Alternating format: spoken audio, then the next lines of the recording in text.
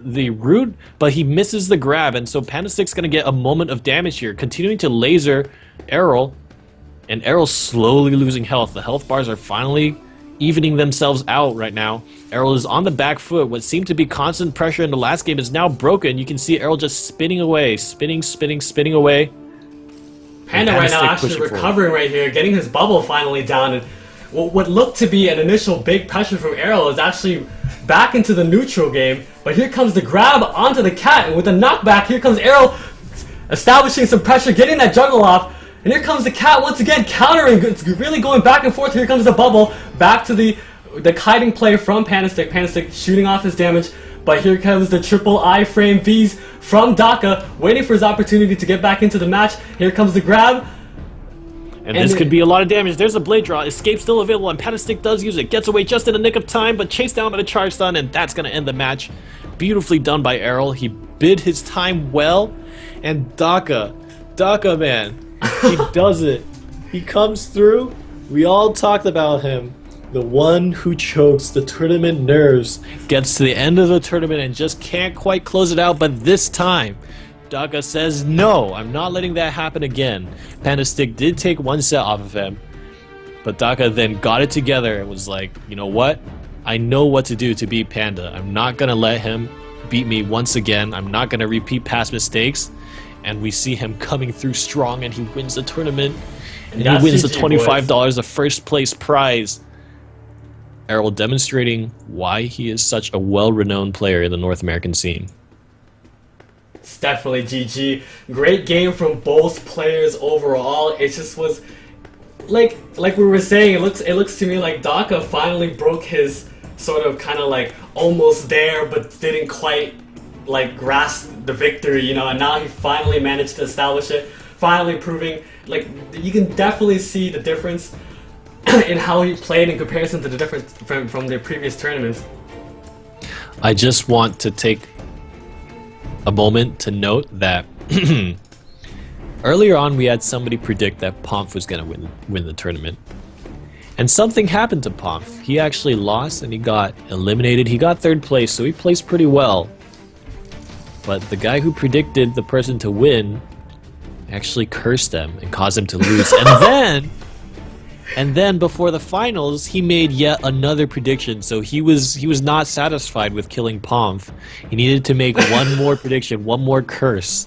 And he predicted Panda Stick to win. The end of Enda. If I go down, you all go down with me. He has cursed Panda Stick, and Panda Stick, who was looking so good against the Blade Dancers, demonstrated very good play against Pomf. Ended up losing to Daka. Congratulations to both players. I'm gonna be right back real quick. I finally need to go to the bathroom. And I hope you entertain our viewers for a little bit before we do our giveaway. So stay tuned, guys. Yeah, we have a few things coming up for the stream right now while we take perhaps just a short break for the casters to walk around, get some blood flowing in the feet.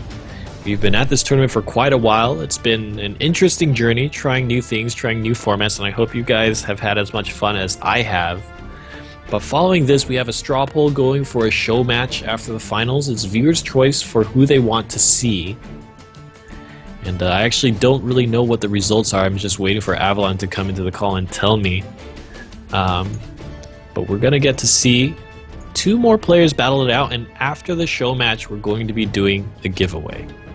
For the Initiate pack here for Blade and Soul, all you have to do is make sure you're following the Imp BNS stream, and then we'll give you a keyword. You type that keyword into the chat, and somebody from the chat will be randomly chosen to win the Initiate pack. And then after that, it's going to be goodbye from us at the Imperial tournament, so we're nearly at the end, guys. It's been a very fun few hours here for the North American Weekly Tournament, and if you guys missed it earlier on in the day, we had the European Blade and Soul Tournament, Imperial Blade and Soul Tournament. It was the debut of the European branch of it, so don't forget to show those guys some love. Some very interesting, some very exciting players in that scene also, and I really am interested to see, you know, how these two scenes grow and develop, and then eventually see them play against each other. Hi. Welcome back, Flo. Oh, I feel so much better. Honestly, I was kind of holding my bathroom break the entire like semis and the finals. I felt like there was no window for me to get up. So well, it was very tense matches. Yeah, it was not much moment to relax. I mean, us as the casters too, we get very tense when the matches are being played. It's very nerve-wracking sometimes. But congratulations to the finals winner. Woo! He gets $25. Daka pulls it through. He makes it to the finals. And the second place winner is going to be Panda Stick, who showed us some very fantastic games today, all the way starting from when he was facing against Bison. I believe it was the Destroyer. And anything could have happened. We saw one of my favorite memories of Panda Stick playing was actually him getting shafted by the axe crit. That was actually pretty good. He was there and then he wasn't. That was pretty fun for me to watch. So hopefully Daka will get in contact with us about that, and let's get it going. What was actually surprising for the semis and the finals was there wasn't a Destroyer. I think that was the biggest thing. There was 2 Lin Blade Masters, and there was a Summoner, and there was an Assassin. So it was a really big difference in comparison to how the tournaments normally pan out. We definitely are going to see a lot of class variety. I just kind of want to toss out a few things here. I want to thank you guys so much for checking out this stream. Thank you to NC West for giving us an opportunity to give something away to you guys. Thank our sponsors again for helping put things on the line, and I want to thank you guys for being here. I accept all criticism. This is my first time doing this with Rainy, so for me it's kind of like a little bit in and out, and I apologize for my rather inexperienced casting for this tournament. I hope that next time I do a lot better. So both positive and negative criticism I'm willing to accept, and next time I hope that I'll be doing it a lot better, and just hopefully we won't have any more technical difficulties. I won't have to pee, and yeah, yada yada. Let's hope that there's a lot more things on the line. Alright, let's get this show match on the road, and you have Enda in your party, right? So I'm gonna go ahead and invite Yoma, and I think Daka in my party is AFK, so I might need another volunteer to sit in my party. Oh, are we doing the viewer match? Is this Yoma versus Enda? Yeah, the viewers have voted for who they want to see perform in a show match. And the results are in, and it seems like they've decided on Yoma versus Enda. I'm not sure how these two choices came about, if they have some beef with each other or, what it is. Oh, and Arrow ready up. I think it's... I think we're good. Sorry, I think Yoma is just a really fun name to say. I think that's why they voted Yoma. Yoma. I mean, everybody knows the phrase if they've played Blade and Soul. It's something that everybody gets used to very quick. So... the last match of the day, and then we're gonna do the giveaway.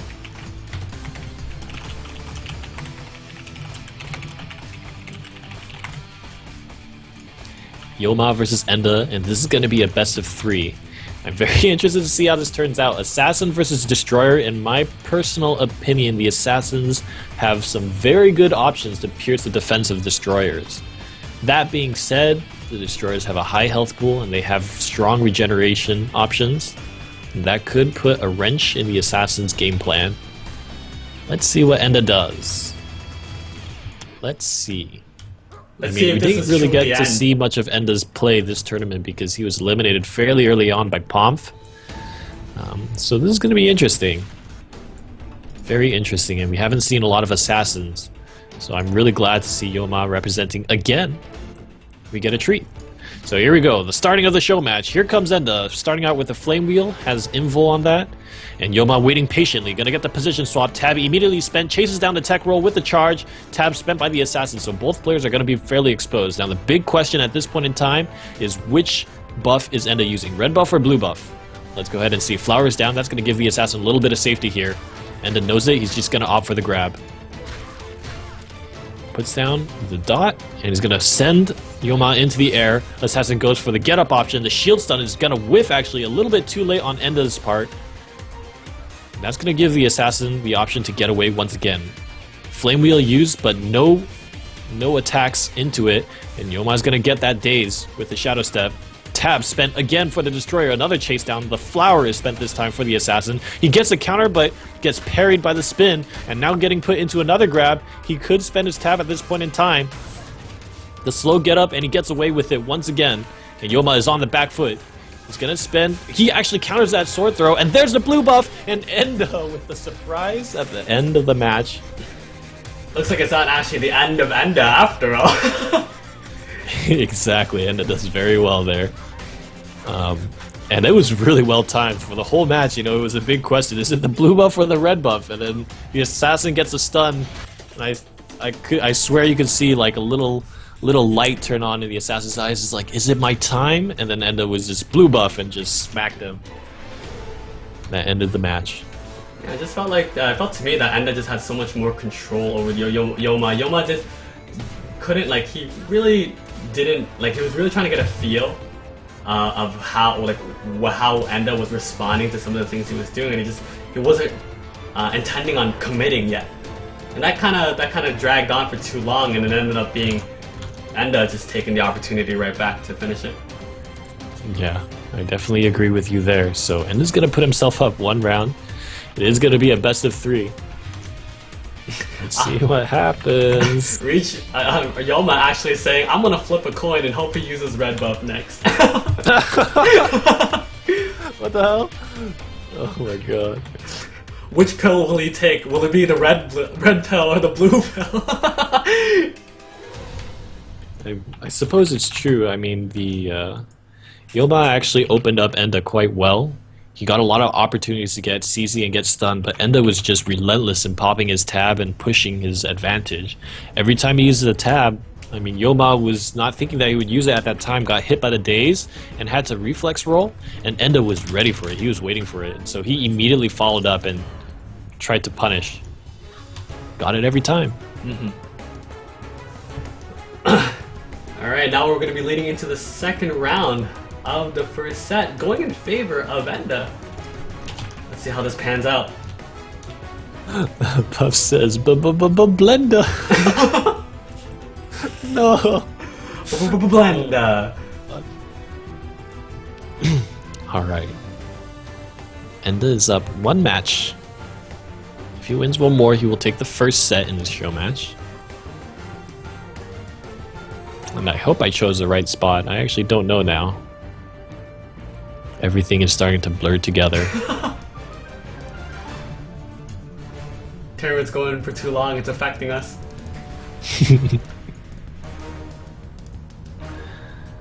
Waiting for Daka to ready up. Perhaps he went AFK for a moment. But in a few moments we will be seeing the next part of this show match series end up 1 point, rather 1 match, and here we go. The opening moments went in favor of the assassin last time, but this time Enda opening it strong. Gets the pull and chases down the F-roll. But the assassin does get into stealth. He uses his tab for it, and he gets stunned. He doesn't have his flower down, I don't think, and I checked this time. He does not. Oh, Panda, please! Panda, stop! There's something very important happening at this moment. The assassin is getting animation canceled right now. There's a daze. Chase down with the sweep, and here comes a fire spin. This is really bad for the assassin. He needs to find some way to get away, and does get into stealth. He does manage to get into stealth, but the assassin is nearly dead. 5% health. There's a position swap. The blue buff being popped. Oh my god, and that looked really similar to the last game. The blue buff popped into the game-winning blow, and that was just, the tab just spent way too early there for the assassin. And really, I think what caused that was Enda's smart use of that pool early on. He used the pool, hit the daze. The assassin responded with his F-roll, and that got chased down, and that convinced the assassin to use the tab. Perhaps just a moment too early. And then beyond that, he got caught with his pants down. He didn't have the flower ready and prepped, and so Enda got a good string of attacks with his animation canceling. Just the fact of how well Enda just opened up right off the bat and forcing Yoma to blow his escape almost immediately just caused Yoma to just go down this downward spiral of when will I get my next chance, you know?